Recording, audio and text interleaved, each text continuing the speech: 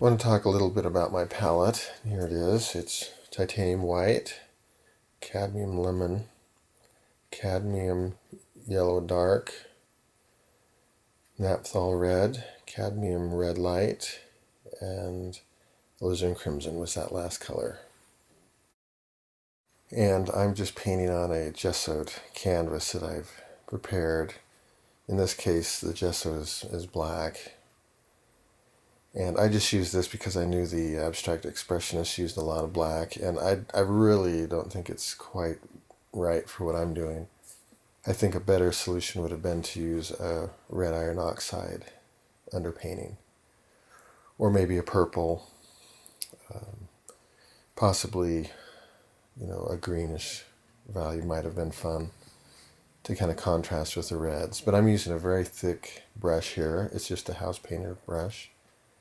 And I think house painting brushes are fine for this type of painting. It's a hog bristle brush, very stiff.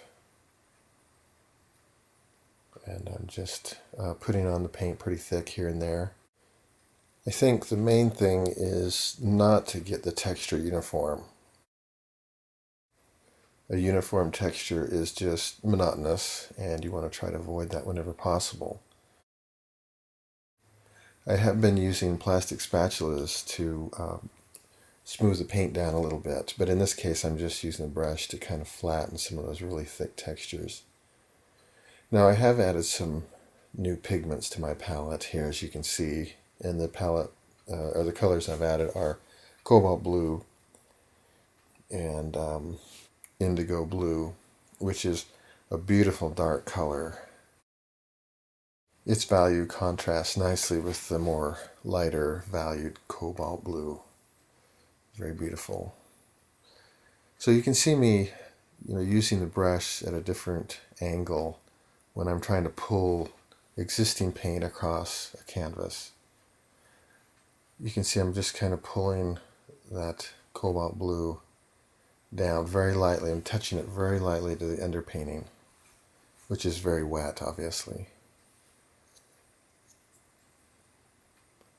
So I picked up some new paint there, obviously, more yellow in it, and I'm just kind of very lightly applying it over the top of that paint.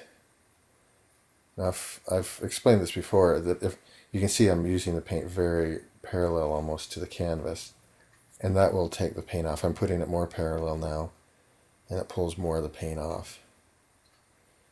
If you hold the paint more perpendicular to the canvas, you're going to pull up the underpainting more rather than lay down the color that's on your brush.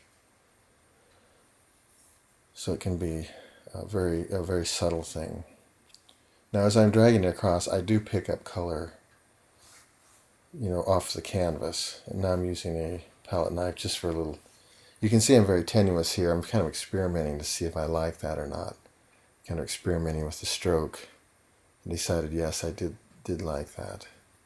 If you're not sure what exactly you want to do, just slow down. Just paint a little bit slower. I'm looking at it here and I'm thinking, man, it blows everything else off the walls here. I mean, if your goal is just pure pyrotechnics, I don't think it's not a bad goal.